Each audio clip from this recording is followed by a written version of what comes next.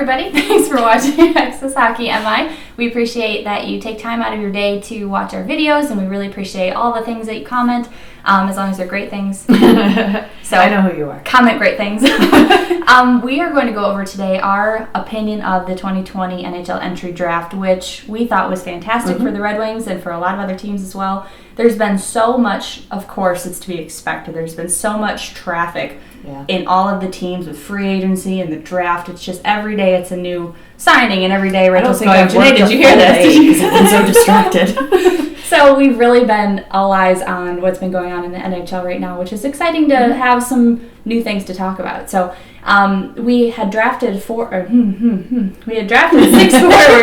5 defensemen, and a goalie, and the average height was about 6'2", and then the smallest we actually drafted was Lucas Raymond, who came in under 6 foot, and we're really excited to have Raymond with the Red Wings, and we think he's going to be fantastic. So we know from Chris Draper and from Steve Yzerman that their goal in this draft was to draft high hockey IQ, which is something that they say, and I completely agree, that you can't teach. So to have something like that, have guys you can trust, that's kind of what they were going for. So we're going to talk about that today. Yes. Super excited. It was an exciting draft. We were glued to the TV and Twitter for days watching this all happen. It seemed like it took an eternity. I'm sure everybody was. All hockey fans. Yeah, that second day was long. Yes. But like Janae said, Draper, this was his first year heading the draft for the Detroit Red Wings, which obviously there's a lot of pressure on him, but he's been within the organization for years in the front office, and he knows what he's doing. So, congrats to him for doing a great job.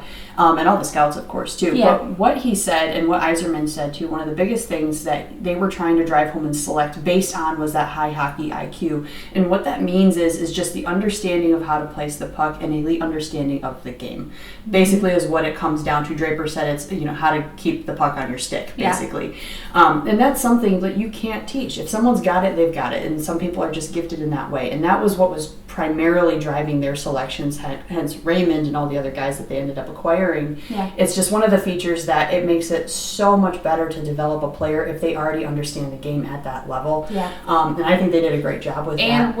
And also something that they were looking for in the high hockey IQ would be the trust in the player. Yeah. Because with what's going on in the NHL right now, I'm not really sure when things are going to start, if they're going to start. There's rumors it will, there's rumors there won't. They've got plans, they don't have plans. Some leagues have started, some haven't. Yeah, so they have to be able to have guys that are drafted who they can give a set thing to work on, and they're going to have the work ethic and that hockey IQ to work on by themselves, whether it's with or without a lot of accountability, which I'm sure it will be with a lot of accountability. There's going to be some of that. But a lot of these guys are going to have to do a lot on their own and with their own personal coaching staff and things like that, just because of how everything's going right now. So it was a weird draft as far as that goes, because I think that a lot different things are expected now than maybe they're looking for different, almost not necessarily play traits, but character traits in these athletes, which is really cool to see just how the draft ended up shaping up for all the teams, just how they had refocused.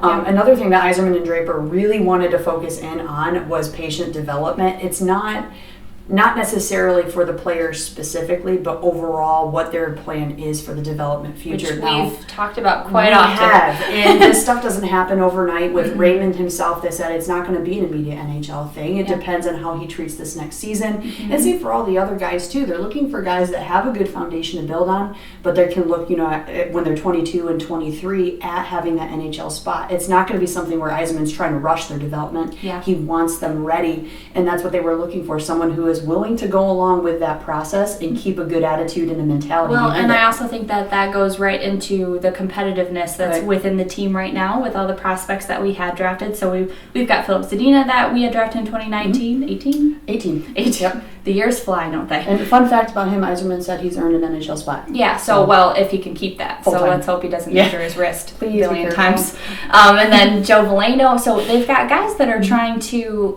push the pace to get to the Red Wings right now. So I think that this draft class alone is going to do that, because they drafted so many great, incredible guys who are big, and they're going to get better, and they're playing right now, and they're getting their experience under their belt. And I think that they're going to, of course, after you're drafted, I think you have a whole new wind of hopefully motivation. Yeah. You have a whole new idea and a whole new mindset. So I think that that's kind of going to go into the competitiveness of the development. Right. So I think both of us in tandem think that Yzerman and Chris Draper and all of the scouting staff, of course, did an A+ on this Yeah. draft, and I think they crushed it. Yeah, and I think that they did really well for drafting for the future, and that's always what their mind is on, I think, because we are still in development. It's not going to be overnight, but we have so many guys now in the system, and we're getting rid of a lot of heavy contracts right now, and a lot of things that have been holding the Red Wings back, and getting some free agents and all that stuff. So I think that'll be great. With this draft, and a lot of people, because obviously the first 3 picks we had were all Swedes. Yeah. Last season, we drafted a lot of Europeans and mostly Swedes. So when you look at that, a lot of people were kind of questioning, like, oh, is he doing it on purpose? Hakan Andersson, who has been the European scout for forever for Detroit, along with Nick Cronwall, who's over in Sweden right now, they bring this information to the staff. Yzerman had a big chance. He said that he got to watch a lot more footage this year because of how the season played out. So Sweden obviously produces a lot of great guys, but he said that was not a primary focus. He wasn't going just for Swedes. It's just based on the results. But with that, outside of Raymond, a couple other guys kind of stood out, and one of them not being a Swede, a Czech goalie that we got. I'm going to say his name. If I say it wrong, we'll correct it in a later video. But it's Jan Bednar. Could be Bednash. I think it's probably Bednash. Bednash. We're not Czech, so we don't know. Sorry. But the really cool thing is obviously, he's a goalie. He's 6'4". Yeah. Very tall, and he's got a lot of space to fill out, but very athletic goalie. And I think outside of our standard forward and defense picks that we got, he's going to really push that goaltending prospect pipeline a little bit. He's got a lot of motivation to come over, and I think, the other prospects that we've got in the pool are going to be kind of shaking in their boots a little bit if they don't get their games in order. Yeah, we've got a lot of Euro goaltending right now that's still in development, still playing in Europe. So I'm really excited to see kind of what the Red Wings do, because we did sign Thomas Greiss from New York for, I'm thinking, I'm going to guarantee the Red Wings. I'm not going to guess. It's probably for sure. Who knows? They'll probably do tandem with Bernier just to see kind of who works out better. And I think that that's how the Red Wings usually like to do that anyways, because you just kind of see who's more comfortable, give your goalies both a little rest, frequent rest actually, just because it's not always one start. So I think that will be great too for the Red Wings at least, and I think it's 2 years. I want to say it's actually only 1. He's been doing real short-term contracts with all these guys. Yeah, which is something that we said that he would do anyway, because he doesn't want to be bogged down with a lot of years of contracts when we've got all these prospects that are going to be ready. And if we can't make room for them, what's the point of having them? So I think that's very intentional for him as well. Absolutely, yeah. And outside of the free agents and everything, they have a very specific purpose within the organizations right now, both in the AHL and NHL level. And with that, it just adds a little bit more motivation for these prospects this year, last year, and the 2018 picks to try find where they fit within the organization. You see these contracts come through, and they're battling for a spot just like they are. I was going to say, it's really up to the prospects to battle out how fast they want to develop, but really battle out how much work they're going to put in, if they're going to come and surprise management, because that could happen too. It could be someone who is a sleeper who all of a sudden is doing incredibly. And of course, I'm thinking that Moritz Seider will be Red Wing pretty quickly. As soon as the season starts, he's playing right now in Sweden. Because Mannheim and German leagues aren't really going right now. So they're just, and Steve Yzerman is really trying to get his guys to play, because it's really, if you're not sure how the NHL is going to go, you don't want them to be paused waiting for something to happen that might not happen. And then come January, then they're not playing and they've got no play. So I think he's being very smart with letting all these guys go to Europe and play and get time in and get experience, because that's going to be great. So I really like how big the draft was. I really like who we got, and I really like that there's a lot of Euros in there, and that we've got another goalie to watch, and we've got kind of some life that I see coming back to the Red Wings with this draft. The one thing I did notice from this draft and last year's draft, but mostly this one, is that there is so much more faith in the organization. Everything I was reading, every podcast I listened to, all the media and press coverage, normally in seasons past, it's been really dogged. It's been really negative.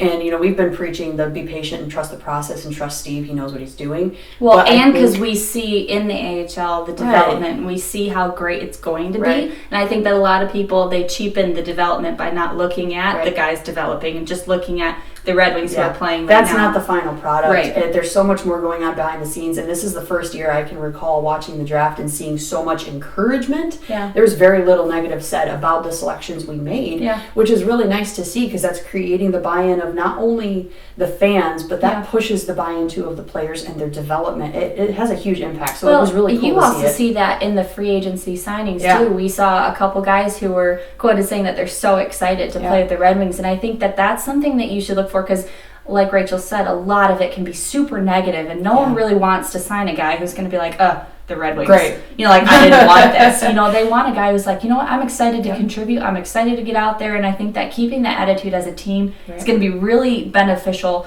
for the development going forward. Yeah. So, all of that in a nutshell. We love our Red Wings. Yeah, we love our Red Wings, and we're really, really, really happy with the 2020 draft. Let us know what you think in the comments, who surprised you and who you're most excited for. Yep. Let us know also about what you think about free agency. In the coming videos, we're going to do a breakdown of all the guys that we had drafted, and probably a breakdown of the free agency as well. A little bit more in depth. Yeah, so this is kind of an overview just to give you guys an idea of what we thought of the draft. So let us know in the comments what you thought of the draft, and we will see you next time. Bye, guys.